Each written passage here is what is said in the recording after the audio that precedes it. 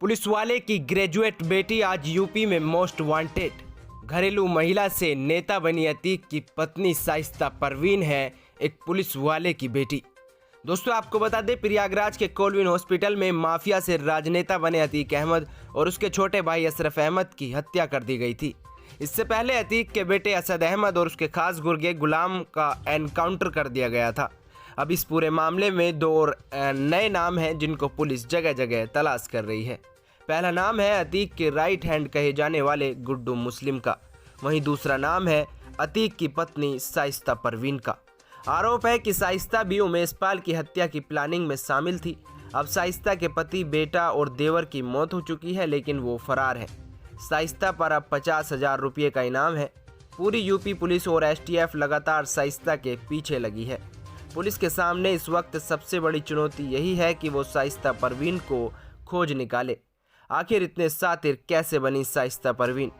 साल 1972 प्रयागराज का दामोपुर गांव पुलिस कांस्टेबल फारूक के घर पर एक बच्ची का जन्म हुआ। नाम रखा शाइस्ता परवीन। उनकी 4 बहनें और 2 भाई हैं। शाइस्ता उनमें सबसे बड़ी हैं। 8 लोगों के परिवार में सिर्फ पिता ही कमाने वाले थे। जैसे तैसे मेहनत करके वो अपने सभी बच्चों की पढ़ाई लिखाई करवाते। शाइस्ता बचपन से ही पिता के साथ थानों में बने सरकारी पुलिस क्वार्टर में रहीं। उनका बचपन और उसके बाद के कई साल प्रतापगढ़ में बीते। यहीं उन्होंने काफ़ी पढ़ाई भी पूरी की। उनके भाई बहन भी साथ पढ़ते थे। उसके 2 भाई में एक मदरसे में प्रिंसिपल भी बने। अतीक के पिता तांगा चलाते थे। घर में पैसे कम थे, लेकिन उन्होंने अपने सभी बच्चों की पढ़ाई पर पूरा ध्यान दिया। पर अतीक का पढ़ने में बिल्कुल मन नहीं लगता था। नतीजा ये हुआ कि वो 10वीं फेल हो गए। इसके बाद उसने पढ़ाई पूरी तरीके से छोड़ दी। वहीं दूसरी तरफ शाइस्ता पढ़ाई में अच्छी थी। उन्होंने ग्रेजुएशन किया। पढ़ाई के बाद वो घर के कामकाज भी देखती थी। साल 1996 में शाइस्ता जब 24 साल की हो गई, इस वक्त अतीक जुर्म के अलावा राजनीति की दुनिया में भी बड़ा नाम हो गया था। शाइस्ता का परिवार अतीक के परिवार के पास रिश्ता लेकर गया। दोनों परिवारों की एक दूसरे से पहले से जान पहचान थी। शाइस्ता बातचीत में तेज तर्रार थी, इसके साथ ही अतीक से ज़्यादा पढ़ी लिखी भी थी। यहीं अतीक ने रिश्ता मंजूर कर लिया। अगस्त के महीने में दोनों की शादी हो गई। अतीक और शाइस्ता के कुल 5 बच्चे हैं। सबसे बड़ा बेटा उमर, फिर अली, असद, अजहम और अबान। इसमें असद का एनकाउंटर हो गया है, वहीं उमर और अली जेल में हैं। आपको बता दें, अतीक धीरे धीरे एक बड़ा नेता बन गया, लेकिन अपनी माफिया वाली छवि से वो कभी बाहर नहीं आ पाया। बल्कि नेता बनने के बाद उसके अपराधों की रफ्तार और तेज हो गई। भाई अशरफ ने भी अतीक का कदम कदम पर साथ दिया, लेकिन शाइस्ता का नाम अब तक अतीक से जुड़े किसी भी क्राइम में सामने नहीं आया था।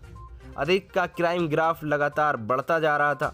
2012 में सरकार बदली तो अतीक जेल से बाहर आया। सपा की सरकार बनी तो दोबारा वही रोप दिखने लगा। 2014 में सपा ने उसे श्रावस्ती से चुनाव लड़वाया, लेकिन वो हार गया। 2016 में अखिलेश यादव से विवाद हुआ तो उन्होंने टिकट काट दिया।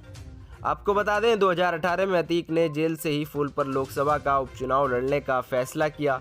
तब पहली बार शाइस्ता परवीन प्रचार के लिए घर से बाहर निकली थी। प्रचार की कमान शाइस्ता ने अपने बड़े बेटे उमर के हाथ में दे रखी थी। वहीं लाल गोपालगंज से लेकर फूलपुर तक की हर सभा में भाषण देता। हालांकि अतीक चुनाव हार गया। बाद में बेटे पर अपहरण और जेल में बिल्डर की पिटाई का आरोप लगा और बेटा फरार हो गया। अतीक के दोनों बेटों को जेल में बंद कर दिया गया। बाकी तीनों बेटे अभी बहुत छोटे थे, इसलिए माफिया की सियासी जमीन धीरे धीरे कमज़ोर पड़ने लगी। इसलिए ना चाहते हुए भी साल 2023 में शाइस्ता ने अतीक की पूरी सियासत को संभालना तय किया, लेकिन उन्हें ये नहीं पता था कि ये साल उनके लिए काल साबित होगा। शाइस्ता ने 5 जनवरी 2023 को मायावती की पार्टी बसपा की सदस्यता प्रयागराज में ली।